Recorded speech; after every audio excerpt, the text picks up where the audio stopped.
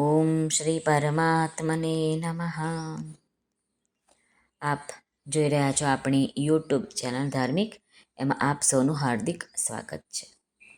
આજના વિડીયોમાં આપણે સાંભળવાના છીએ શ્રીમદ્ ભગવદ્ ગીતા અધ્યાય 11મો વિશ્વરૂપ દર્શન યોગનો શ્લોક ક્રમાંક 8. ભગવાને આગલા શ્લોકોમાં 3 વાર કહ્યું પશ્ય પશ્ય પશ્ય, એટલે કે તું જો, મને એની આજ્ઞા આપી દીધી કે તું જોઈ લે.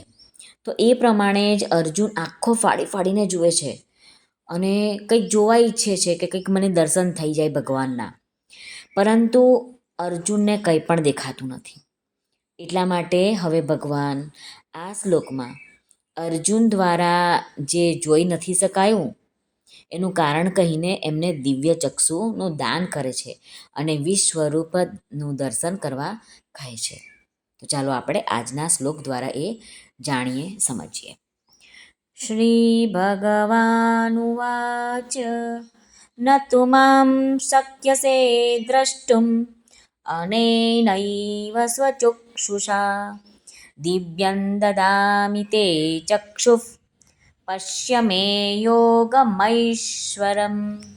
હવે આ શ્લોકમાં આવતા સંસ્કૃત શબ્દોનો આપણે ગુજરાતી અર્થ જોઈએ.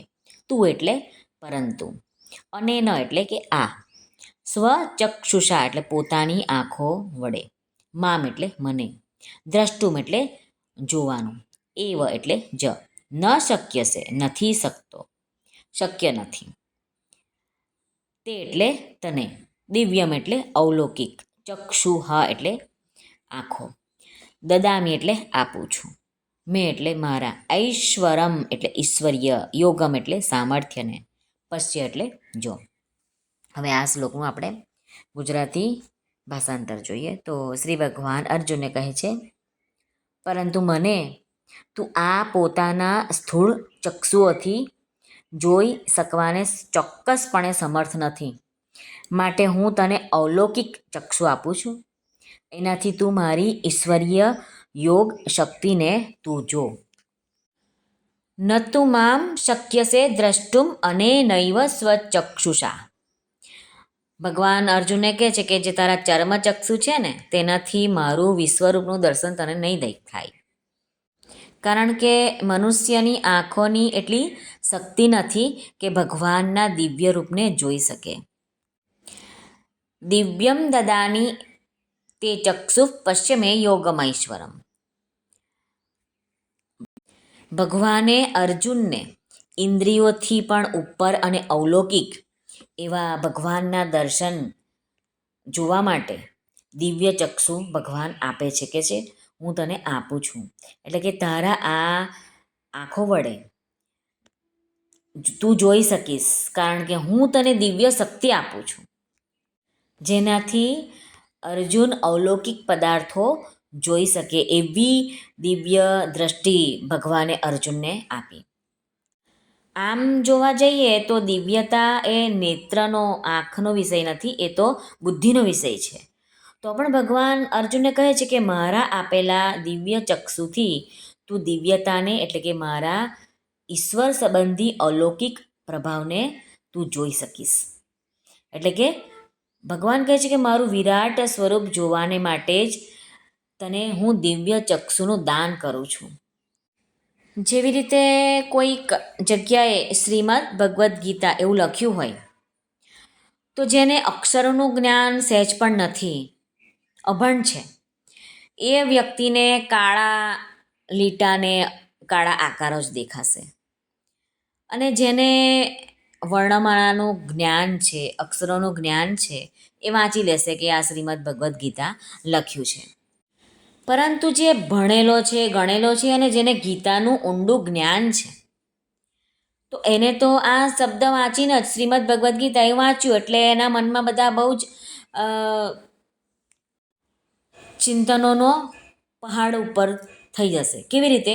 શ્રીમદ્ ભગવદ્ ગીતા વાંચ્યું, 18 અધ્યાય હોય, 700 શ્લોક હોય, અર્જુન કહે છે, પ્રશ્ન પૂછે છે, ભગવાન ઉપદેશ કરે છે, સંજય બોલે છે, ધૃતરાષ્ટ્ર કહે છે, આ બધું જ એના દિમાગમાં આવી જાય. શ્રીમદ્ ભગવદ્ ગીતામાં જેના જેવા ભાવો છે તે પણ એના દ્રષ્ટિની અંદર આવી જાય કે આ બધું શ્રીમદ ભગવદ્ ગીતાની અંદર છે. એવી જ રીતે અર્જુનને જ્યારે ભગવાને દિવ્ય ચક્ષુ આપ્યા ત્યારે તેમને અલૌકિક વિશ્વરૂપ અને એની દિવ્યતા પણ દેખાવા લાગી કે જે સાધારણ બુદ્ધિનો વિષય નથી. ભગવાનની પ્રાપ્ત થયેલી દિવ્ય ચક્ષુથી જ આ જોઈ શકાય છે. આ શ્લોકમાં એક આવે છે કે તું જો, તો આપણને એક શંકા થાય છે કે જ્યારે અર્જુને ચોથા શ્લોકમાં ભગવાને કહ્યું કે જો હું આપના વિશ્વરૂપને જોઈ શકવા સમર્થ હોઉં તો તમે મને તમારું એ રૂપ દેખાડો. ત્યારે ભગવાને ના કહ્યું કે તારા આ સામાન્ય માણસની આંખોથી મારું દિવ્ય વિશ્વરૂપનું દર્શન તું નહીં કરી શકે, હું તને દિવ્ય ચક્ષુ આપું.